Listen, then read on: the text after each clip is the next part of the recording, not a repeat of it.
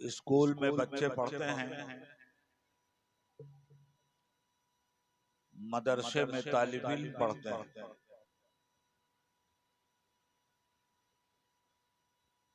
तो माँ बाप बच्चों को भेजते हैं इल्म सीखने के लिए, और उस्ताद इल्म के साथ साथ तरबियत करते हैं बच्चों की।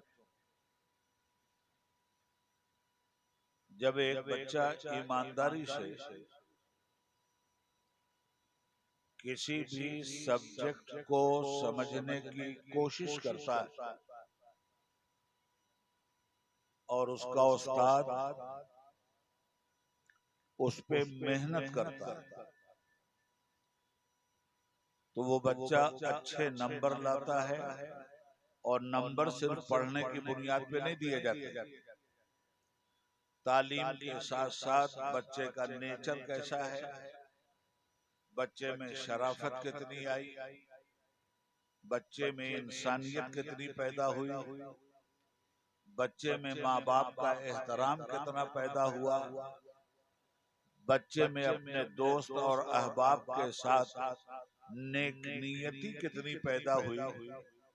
मैं समझता हूँ कि किताबी इल्म पर जो नंबर दिए जाते हैं बच्चों को, उन बच्चों की तरबियत का भी एग्जाम होना चाहिए और उन बच्चों को तरबियत की बुनियाद पर भी नंबर देना चाहिए। आज मदरसों में बच्चे पढ़ते हैं तो वो मौलवी हाफिज बनते हैं। आप जो यहाँ एक जगह हुए हैं, इस वक्त यहाँ आपका मदरसा लगा हुआ है और इस वक्त आप यहाँ आए हैं पढ़ने के लिए, और हमारे जैसे लोग आते हैं पढ़ाने के लिए।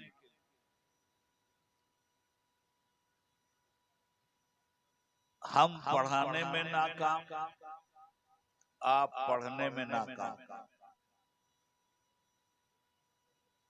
इसलिए कि पढ़ाया तो मुसलसल जा रहा है। हर आलिम आके कहता है 5 वक्त की नमाज पढ़ो, मगर पढ़ाने में वो आलिम नाकाम हो गए, इसलिए कि जिन लोगों को पढ़ा रहा था, जिनको सिखा रहा था, इनमें बहुत कम ऐसे लोग हैं जो 5 वक्त की नमाज के लिए मस्जिद में दिखलाई देते हैं। हाँ, पढ़ाने वाले का इतना असर जरूर हुआ कि हफ्ते में जुमा के दिन पूरी कौम आकर मस्जिद को भर देती है। मालूम यह हुआ कि पढ़ाई अधूरी है, पढ़ाने वाले में कमी नहीं, पढ़ने वाले में कमी। पढ़ाने वाले तो पढ़ा रहे हैं मस्जिदों से, मदरसों से, तकरीरों से, तहरीरों से, मगर पढ़ने वाले जितनी रुचि रखेंगे उतना ही अच्छा रिजल्ट आएगा। आप मुझे बताइए कि आप यहाँ किस हैसियत से बैठे, क्या सुनने के लिए बैठे? जब सुन लिया तो फिर उस पे अमल कौन करेगा? भाई मुझे पूरे हिंदुस्तान भर बोलना है और ये लाउड स्पीकर तो आज ही मुझे बुलवा देगा, ये बड़ी मुसीबत है। इसलिए कुछ मखसूस बातें आप अच्छी तरह से समझ लो। आप आए हो यहाँ पढ़ने, आपने सबसे पहले क्या पढ़ा? आपको सबसे पहले पढ़ाया गया था ला इलाहा इल्लल्लाह मुहम्मदुर रसूलुल्लाह। आप में कितने लोगों को याद है ये कलमा? आप हाथ उठा के बताएंगे तो पता चलेगा कि 100% को याद है। नहीं, मैं हाथ नहीं उठवाऊंगा, मुझे यकीन है, यकीन है, मैं हाथ उठवाने का कायल भी नहीं हूं।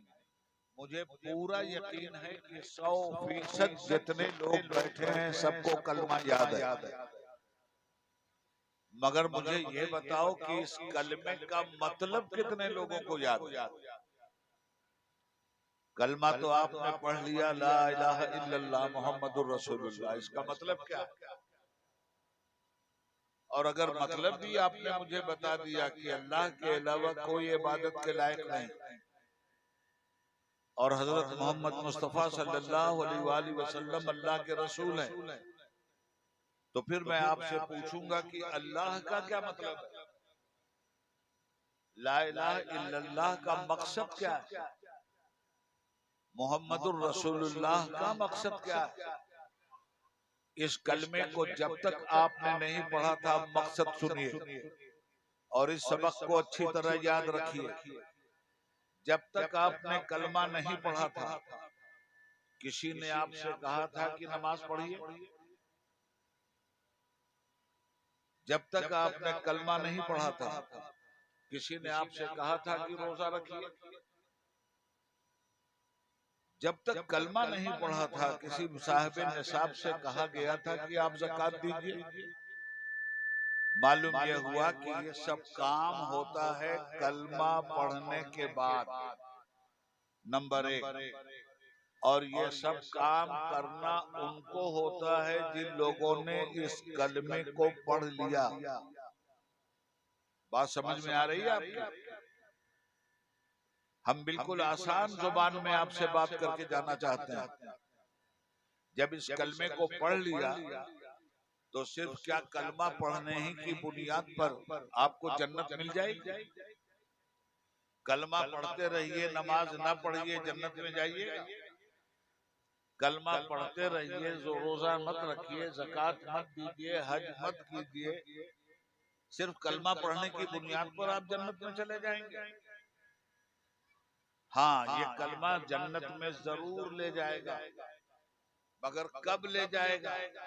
आपने अगर नमाजें छोड़ी हैं तो कलमा पढ़ने के बाद भी पहले आपको जहन्नम में भेजा जाएगा, और जहन्नम में जब आपकी सजा मुकम्मल हो जाएगी तब ये कलमा जहन्नम से निकाल के आपको बाहर लाएगा। नबी करीम सल्लल्लाहु अलैहि वसल्लम ने जो दीन हमें दिया है, इसका नाम है इस्लाम। इस्लाम के माना है सलामती। गौर से सुनिए बात, जो इस्लाम के दामन में आया वो सलामत हो गया। तो इस्लाम कितनी चीजों के जरिए पहचाना जाता है? क़ाल नबी सल्लल्लाहु अलैहि वसल्लम बुनियल इस्लामु अला खम्स, इस्लाम की बुनियाद 5 चीजों पर है। आपके मकान की बुनियाद कितने खंभों पर है? कुछ पिलर है ना जिसकी बुनियाद पर आपका ये मकान खड़ा है। तो इस्लाम का जो महल है उसकी बुनियाद कितनी चीजों पर है? हुजूर ने फरमाया कि इस्लाम की बुनियाद 5 चीजों पर है।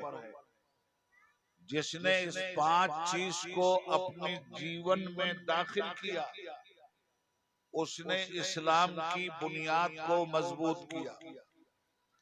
और जिसने इन 5 चीजों में से किसी एक चीज को छोड़ा, उसने इस्लाम की बुनियाद में जलजला पैदा कर दिया। तो सबसे पहली बुनियाद है कलमा, जिसको कहते हैं ईमान। ईमान क्या है? आमन्तु बिल्लाहि व मलाइकतिही व कुतुबिही व रुसुलिही वल यौमिल आखिरि वल क़द्रि खैरिही व शर्रिही मिनल्लाहि तआला वल बास बादल मौत। ईमान लाया अल्लाह पर, ईमान लाया अल्लाह के रसूलों पर, ईमान लाया अल्लाह के फरिश्तों पर, ईमान लाया इंसान अल्लाह की किताबों पर, ईमान लाया इंसान अच्छी बुरी तकदीर पर, ईमान लाया इंसान मरने के बाद जिंदा होकर खुदा की बारगाह में जाने पर। इतनी बातों का जिसके पास पक्का यकीन हो, वो है साहिब ईमान। अब जब ईमान ले आया तो आपने दावा क्या किया ईमान में? बात पहुंच रही है आप तक? अब हाथ उठा के बताइए, बात पहुंच रही है?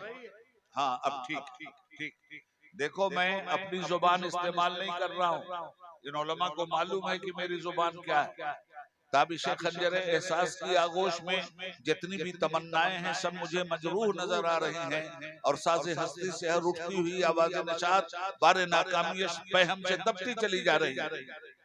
अभी जो चंद जुमले में बोला कितनों ने समझा, इसलिए इसका इस्तेमाल नहीं कर रहा हूं मैं।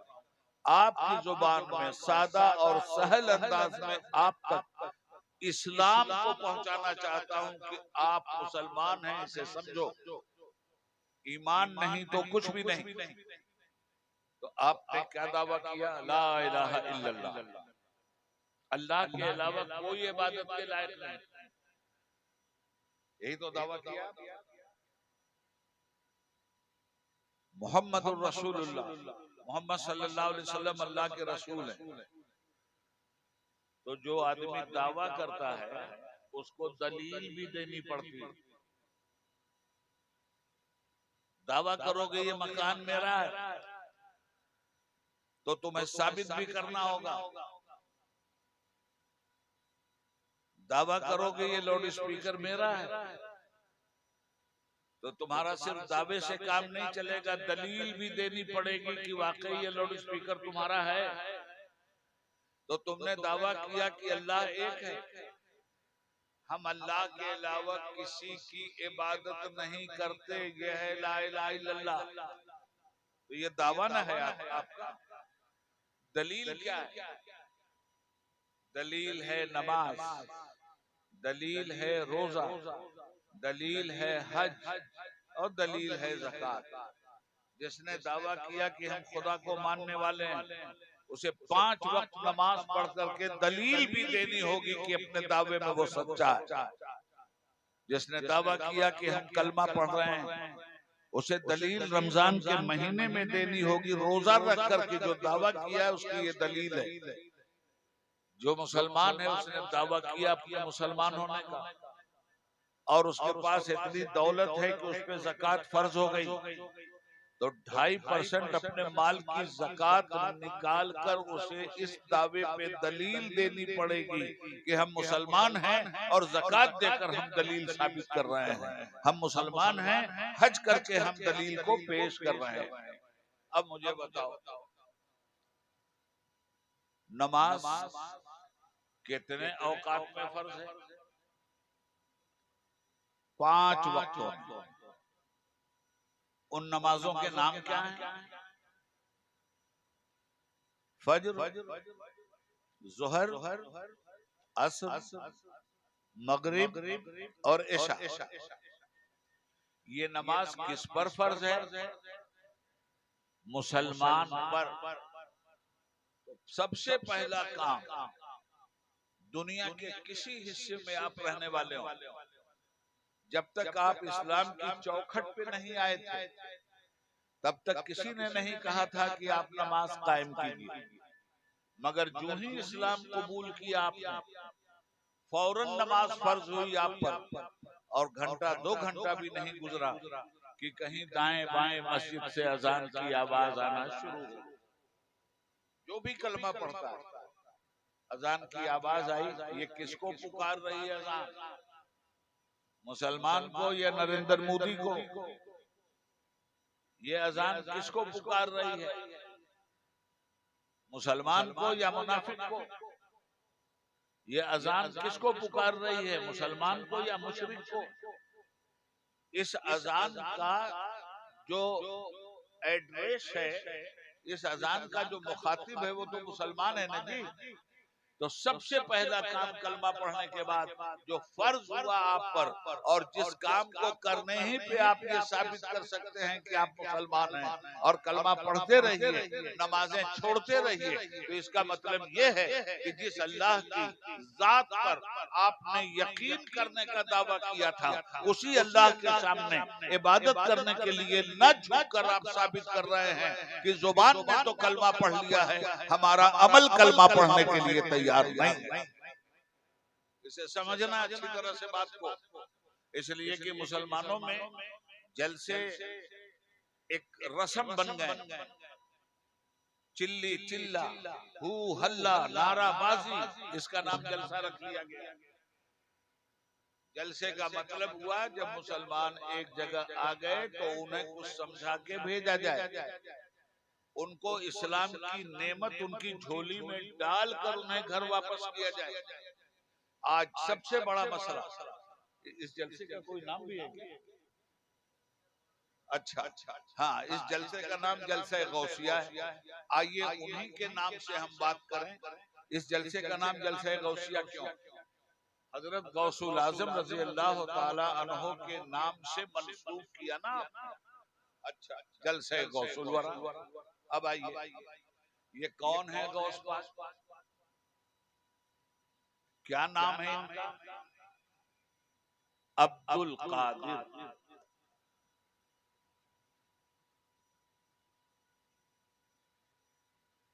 उनका अमल क्या था? आपने उलमा से सुना है कि वो पढ़ने के लिए गए तो माँ ने उनसे 2 वादा लिया। अब्दुल कादिर, कभी झूठ मत बोलना, पहला वादा।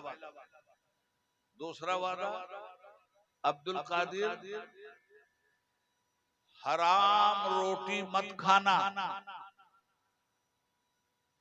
माँ का ये 2 वादा लेके चले, वादा पूरा किया। आपने उलमा से सुना है कि रास्ते में डाकुओं ने लूट लिया काफिले। इनसे पूछा तुम्हारे पास भी कुछ है? इन्होंने कहा 40 अशरफिया है। कहाँ है? यहाँ मेरी माँ ने सिल दिया। डाकुओं के सरदार का नाम जानते हो क्या था? अहमद। 60 डाकुओं ने मिलकर इनके काफिले पे हमला किया था। उसने कहा मियां, आप तो इसको छुपा भी सकते थे,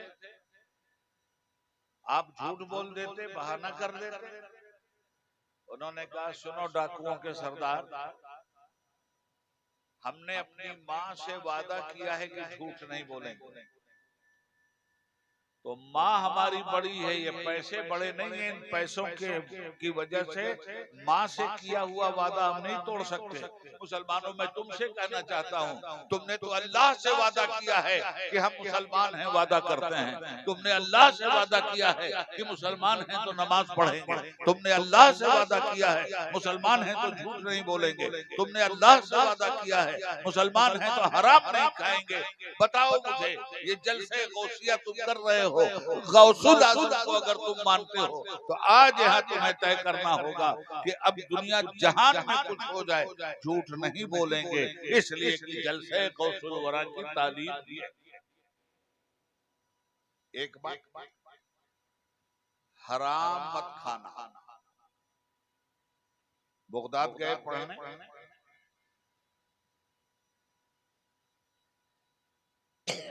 पढ़ने के जमाने में पैसा खत्म,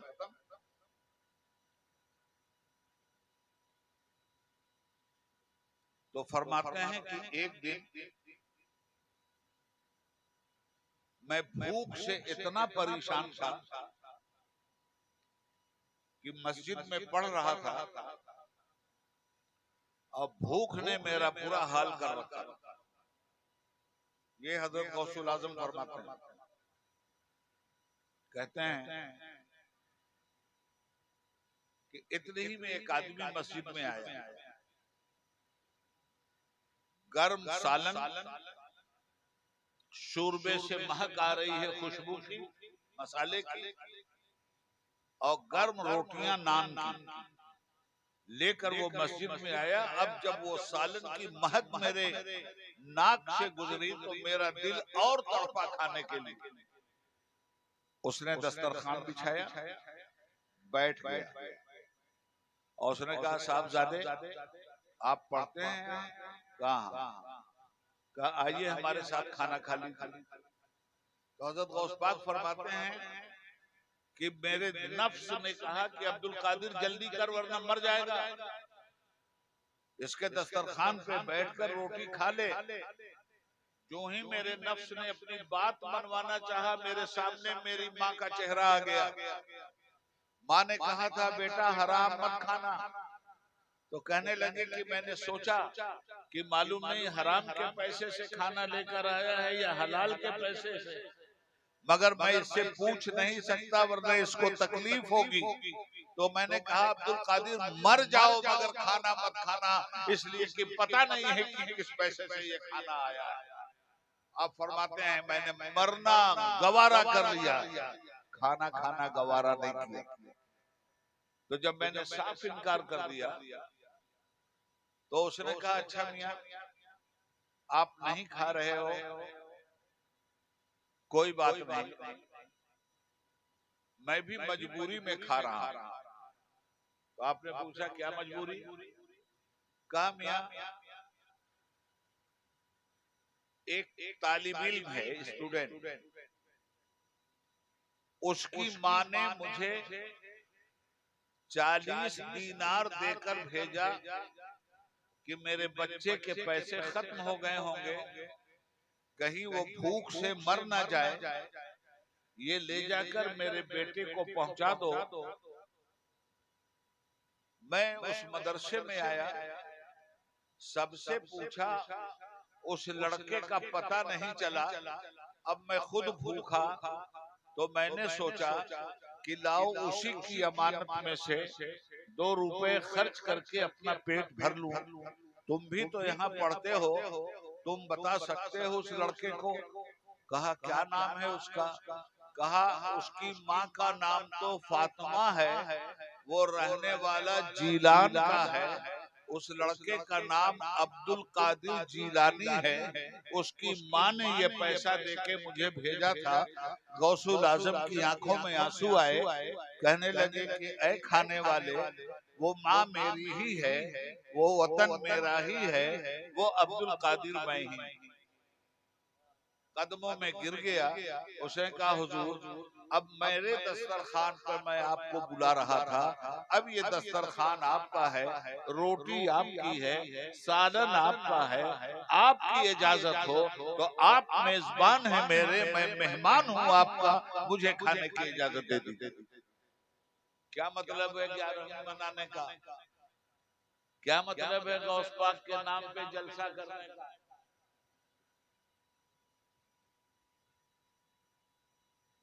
नहीं छोड़ेंगे गौस का दामन, सिर्फ नारा लगेगा या दामन पकड़ा भी जाएगा। जो गौसुल आजम ने किया है वो कीजिए, तब आप गौसुल आजम का दामन नहीं छोड़। चलिए उनकी बात हो गई, अब उन्हीं की बात के हवाले से आपसे कहूं। कलमा पढ़ने के बाद सबसे जरूरी काम है नमाज। हुजूर ने फरमाया कि काफिर और मोमिन में फर्क यह है कि मोमिन नमाज पढ़ता है, काफिर नमाज नहीं पढ़ता। इसका ये मतलब नहीं कि आप काफिर हो गए। इस हदीस के मतलब को समझिए। कुफ्र के करीब पहुंच जाता है आदमी नमाज छोड़कर।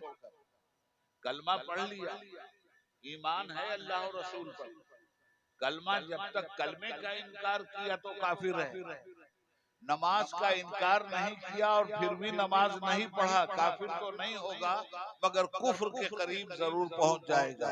और ऐसे आलम में जो लोग नमाज छोड़ते हैं, अल्लाह के हबीब ने फरमाया जहन्नम में जरूर उन्हें डाला जाएगा, इस जुर्म की सजा भुगतने के लिए कि उन पर नमाज फर्ज थी और उन्होंने नमाज को तर्क। अब रह गई बात कि हमेशा जहन्नम में नहीं रहेगा मुसलमान। जब जुर्म की सजा मुकम्मल हो जाएगी, ये कलमे की ताकत आपको जहन्नम से निकाल के जन्नत के दरवाजे पर पहुंचा देगी। मगर ये बताओ, 1 मिनट के लिए इस दुनिया की आग में हाथ डालने के लिए तैयार हो? जहन्नम की आग का मुकाबला किसके पास जिगर है जो करना चाहता है? और नमाजें छोड़ने के बाद जहन्नम में झुलसने से कोई बचा नहीं सकता। लाख न्यास कीजिए, लाख दरगाहों पे जाइए, लाख चादर चढ़ाइए, कुछ नहीं होने वाला है। साफ साफ सुनो, अल्लाह के यहाँ नहीं पूछा जाएगा कि कितनी चादर चढ़ा के आए हो। अल्लाह के यहाँ ये भी नहीं पूछा जाएगा कि कितनी न्याज करके आए हो। अल्लाह के यहाँ ये पूछा जाएगा कितनी नमाजें छोड़ के आए हो, कितनी नमाजें पढ़ के आए हो। तो जो पूछा जाएगा उससे भाग गया मुसलमान। और जो नहीं पूछा जाएगा, एक एक मजार पे 10-10 चादर चढ़ा रहा। और मजार वालों का भी कमाल है, यही चादर जिस दुकान से आई फिर उसी दुकान पे पहुंच गई। दिन भर ये चादर तवाफ करती रहती है और मुजावर पैसा खाता रहता है। और आप समझते हो सवाब हो रहा है? ठेंगा नहीं सवाब होने वाला। सवाब चाहिए तो सजदा, सवाब चाहिए तो नमाज, सवाब चाहिए तो अल्लाह की बारगाह में झुकना, बुराई से बचना। अब सुनो, ये जो 11वीं की नियाज करते हो, ये किसकी नियाज है भाई? जिसकी नियाज करते हो जानते हो ना उसको। ये जलसा गौस पाक के नाम का, नियाज भी तो उन्हीं के नाम की होती है ना जी। तो नियाज किसकी? अब्दुल कादिर की। अब्दुल कादिर के माना क्या है? कादिर का बंदा। कादिर नाम किसका है? अल्लाह तबारक व तआला का। तो हजरत गौस पाक का नाम क्या? अब्दुल कादिर, अल्लाह का बंदा। नियाज किसकी करते हो? अब्दुल कादिर की। और नमाज किसकी छोड़ रहे हो? कादिर की। तो गौसुल आजम फरमाते हैं, सुनो उनके जुमले कि ऐ लोगों याद रखना, जो कादिर का वफादार नहीं वो अब्दुल कादिर का वफादार नहीं। ये बातें दोस्तों इन्हीं जलसों में सिखाई जाती है।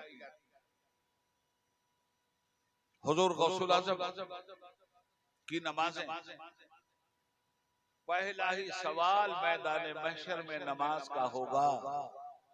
इसीलिए सरकार ने फरमाया जो कादिर का नहीं वो अब्दुल कादिर का नहीं। तो फातिहा दीजिए, इसाले सवाब कीजिए, अल्लाह की बारगाह में पेश करते हुए अपनी नजरों नियाज को जिन बुजुर्गों के साथ उसको मंसूब कर रहे हैं उनके नाम पे इसाले सवाब कीजिए, कोई बुरी बात नहीं। मगर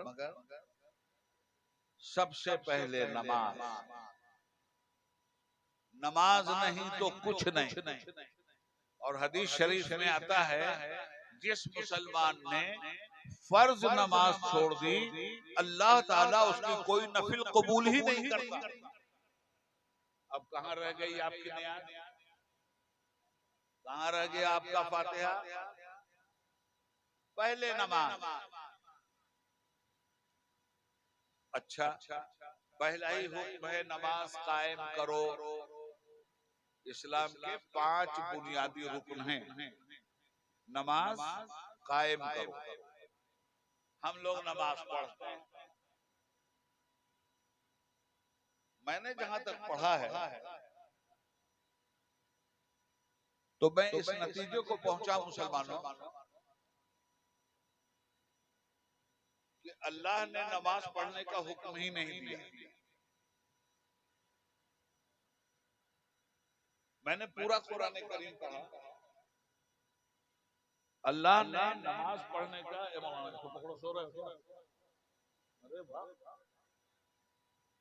अल्लाह ने नमाज पढ़ने का हुक्म नहीं दिया। तो फिर ये नमाज पढ़ी क्यों जाती? ये मस्जिद बनाई क्यों जाती जब अल्लाह ने नमाज पढ़ने का हुक्म ही नहीं दिया? बात को समझना, अल्लाह ने नमाज फर्ज की है मगर नमाज पढ़ने का हुक्म नहीं दिया है। तो फिर क्या हुक्म दिया? नमाज को कायम करने का हुक्म दिया। कुरान में क्या है? इक़राउस्सलात, नमाज पढ़ो, कहीं नहीं है कुरान में। अकीमुस्सलात, नमाज कायम करो, ये है कुरान। समझना बात को। अकीमुस्सलात, नमाज को कायम करो। मैं जो जोर दे रहा हूं